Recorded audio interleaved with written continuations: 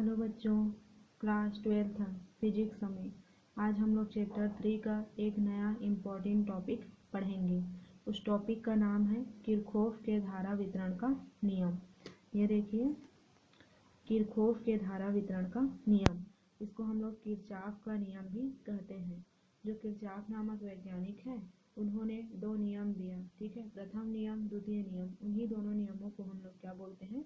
Kirchhoff के धारा वितरण का नियम या किरचॉफ के धारा वितरण का नियम, ठीक है। किरचॉफ या किरचॉफ दोनों में से किसी भी नाम से इस क्वेश्चन को पूछ सकता है। ये क्वेश्चन बहुत ही इंपॉर्टेंट है इस चैप्टर से, तो ध्यान दीजिएगा। देखिए, इसका पहला नियम क्या है? प्रथम नियम या संधि का नियम। जो किरचॉफ का प्रथम नियम है उसको किरचॉफ का प्रथम नियम बोलते हैं, या तो इसको संधि का नियम भी कहते हैं। तो इसका नियम क्या है, इसको देखिए। इस नियम के अनुसार किसी विद्युत परिपथ में किसी भी संधि पर मिलने वाली समस्त धाराओं का योग का बीजगणितीय योग शून्य होता है। मतलब एक हम लोग की संधि रहेगी, उसमें बहुत सारा धारा रहेंगे, जैसे I1, I2, I3, उन सभी धाराओं का बीजगणितीय योग क्या होना चाहिए? शून्य होना चाहिए। जो यहाँ पे थ्योरेटिकल लिखा है, एक बार देखिएगा फिर से। इस नियम के अनुसार किसी विद्युत परिपथ में किसी भी संधि पर मिलने वाली समस्त धाराओं का बीजगणितीय योग शून्य होता है। मतलब एक संधि हम लोग बनाएंगे, स्ट्रक्चर में मैं बताऊंगी। उस संधि में बहुत सारा धारा लेंगे, जैसे I1, I2, I3, I4, I5। उन सभी धाराओं का बीजगणितीय योग क्या होना चाहिए? शून्य होना चाहिए। ये किरचॉफ का प्रथम नियम है। या इस नियम को या इसी नियम का एक दूसरा डेफिनेशन है। आप लोगों को दोनों में से जो अच्छा लगे उसको लिखिएगा। ये नियम देखिए, किसी विद्युत परिपथ में किसी संधि पर प्रवेश करने वाली धाराओं का योग उससे निकलने वाली धाराओं के योग के बराबर होता है। मतलब एक हम लोग की संधि लेंगे, उसमें जितने भी धारा प्रवेश करते हैं उनका योग, और जितने भी धारा उस संधि से बाहर निकलते हैं उतना योग, उन दोनों का योग एक दूसरे के क्या हो जाएंगे? बराबर होंगे। इसी को यहाँ पे बताया गया है। इसको हम लोग सॉल्व करके देखेंगे तो ज़्यादा अच्छे से समझ आएगा। तो इसके लिए पहले स्ट्रक्चर देखिए। जो किरचॉफ का प्रथम नियम है उसके लिए स्ट्रक्चर ये है। इसमें देखिए, हम लोग का एक संधि O है, ठीक है। एक संधि O है जिसमें प्रवेश करने वाली धारा I1 है और I4 है, और इस संधि से बाहर निकलने वाली धारा क्या है? I2, I3 और I5 है। संधि में प्रवेश करने वाली धारा दो है, I1 और I4, और संधि से बाहर जाने वाली धाराओं तीन है, I2, I3 और I5 है, ठीक है। तो जो संधि के अंदर आ रही है उन सब धाराओं को हम लोग धनात्मक लेंगे, और जो संधि से बाहर जा रहे हैं उन धाराओं का हम लोग ऋणात्मक चिन्ह के द्वारा यूज करेंगे, ठीक है। तो अभी जो मैं डेफिनेशन बताई कि किसी परिपथ या किसी संधि में प्रवेश करने वाली धाराओं, ये I1 और I4, ठीक है, का योग I1 प्लस I4 इस संधि से बाहर निकलने वाली धाराएं I2, I3 और I5 का योग के बराबर होता है। मतलब हम लोग को प्रूफ करना है I1 plus I4 equal to I2 plus I3 plus I5, ठीक है। तो स्ट्रक्चर आप लोगों को समझ आया होगा। अब देखिए, एक चीज़ ध्यान दीजिएगा कि जो I1 है और I4 है, इन दोनों को मैं धनात्मक लूँगी, क्योंकि ये संधि की ओर प्रवेश कर रहे हैं। जो I2, I3 और I5 है उसको हम लोग ऋणात्मक लेंगे, क्योंकि ये संधि से बाहर जा रहे हैं। तो देखिए,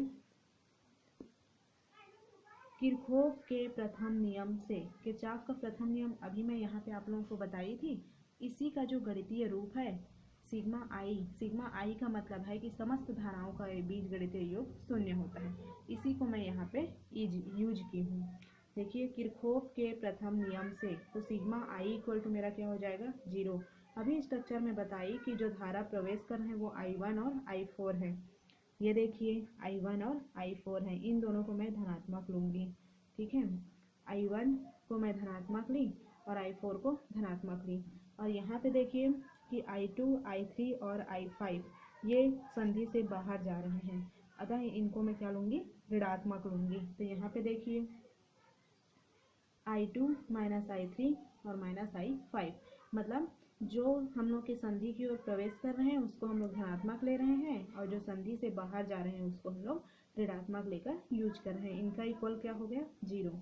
अब देखिए I1 को मैं I1 रखी, I4 को I4 रखी, और जितने भी ऋणात्मक हैं उसको मैं अपने राइट साइड में पक्षांतर कर दी। तो ऋणात्मक इधर गया तो धनात्मक हो गया, ये भी ऋणात्मक इधर धनात्मक हो गया, ये भी ऋणात्मक इधर जाके धनात्मक हो गया। ये वाला हम लोग का जो सॉल्व निकला है, ये सॉल्व का मतलब क्या है? इसमें हम लोग का डेफिनेशन क्या था? किसी संधि में प्रवेश करने वाली समस्त धाराओं का योग उसी संधि से बाहर निकलने वाली समस्त धाराओं के योग के बराबर होता है। क्योंकि I1 और I4 संधि में प्रवेश कर रहे हैं, I2, I3 और I5 संधि से बाहर जा रहे हैं। तो ये हम लोग का क्या हो गया? ये हम लोग का हो गया किरचॉफ का प्रथम नियम। आप लोगों को आई होप आप लोगों को समझ आया होगा किरचॉफ का प्रथम नियम। अब इसके बाद हम लोग देखेंगे किरचॉफ ने प्रथम नियम तो कंप्लीट किया, अब किरचॉफ का जो दूसरा नियम है वो क्या कह रहा है उसको हम लोग देखते हैं। कि जो द्वितीय नियम या पास का नियम, किरचॉफ का जो दूसरा नियम है उसको हम लोग किरचॉफ का द्वितीय नियम बोलते हैं या तो पास का नियम कहते हैं। तो इसको देखिए, किसी विद्युत परिपथ के किसी बंद पास लूप, पास को लूप भी बोलते हैं, में विद्युत वाहक बलों का बीजगणितीय योग, विद्युत वाहक बल या तो E लेंगे या तो एप्सिलॉन लेंगे, का बीजगणितीय योग उस पास के विभिन्न भागों में धाराओं और संगत प्रतिरोधों के गुणनफलों के बीजगणितीय योग के बराबर होता है। अर्थात इसमें देखिए, एक हम लोग पास लेंगे, बंद पास, उसमें हम लोग का समस्त क्या बोला गया है? विद्युत वाहक बलों का योग, बीजगणितीय योग उसी पास में उपस्थित समस्त धाराओं और प्रतिरोधों के गुणनफल, दोनों मल्टीप्लाई में है ना, गुणा में है, के गुणनफल के योग के बराबर होता है। एक बार और ध्यान दीजिएगा कि किसी विद्युत परिपथ के किसी बंद पास में विद्युत वाहक बल का बीजगणितीय योग, जितने भी विद्युत वाहक बल उपस्थित हैं उन सब का बीजगणितीय योग उसी विद्युत वाहक बल में उपस्थित धारा और प्रतिरोध के गुणनफल के योग के बराबर होता है। गुणनफल के बराबर होता है, सॉरी योग नहीं, गुणनफल के बराबर होता है। इसी को हम लोग इसमें सॉल्व करेंगे। तो जो बंद पास में बोल रही थी, ये हम लोग का स्ट्रक्चर है ABCD। ए पहला बंद पास बनेगा, दूसरा BEFC, फिर B। मतलब जहाँ से स्टार्टिंग हुआ वहीं पे ये स्टार्टिंग हुआ, यहाँ से ऐसे करके फिर यहीं पे जाके कंप्लीट हुआ। तो ये हम लोग का क्या बन जाएगा? एक बंद पास बन जाएगा। जहाँ से हम लोग कार्य करना स्टार्ट करते हैं वहीं पे जाके बंद करेंगे, तो ये हम लोग का एक बंद पास है। देखिए इसमें दो बंद पास बनेंगे, पहला ABCDA पहला बंद पास, दूसरा हो जाएगा BEFC फिर B। पहले बंद पास में देखिए दो विद्युत वाहक बल हैं E1 और E2, दो धारा हैं I1 और I2, और दो प्रतिरोध हैं R1 और R2। तो इस डेफिनेशन के हिसाब से हम लोग को इसको बनाना है। तो समस्त विद्युत वाहक बलों का योग, तो देखिए इसमें विद्युत वाहक बल, ये तीर का निशान जो धारा की दिशा है वो विपरीत होने पे उसको माइनस चिन्ह लेना है। E1 को हम लोग ये पॉजिटिव से स्टार्ट करके पॉजिटिव ले रहे हैं, ये ऐसे करके आएगा, लेकिन इसी नियम में चलना है ना। तो ये धारा की दिशा ऐसे करके है और ये वाला धारा इसे ऐसे है, ये दोनों धारा आपस में टकरा जाएंगे, तो E1 को हम लोग धनात्मक लेंगे और E2 को ऋणात्मक। तो क्या हो जाएगा? E1 माइनस E2 होगा। फिर उसके बाद ऐसे करके हम लोग आएंगे, तो ये मेरा क्या है, यहाँ पे देखिए हम लोग का जो ये धारा की दिशा विपरीत हो गई ना, ये धारा ऐसे करके आ रही है ऐसे करके, तो इससे तो टकराएगी है।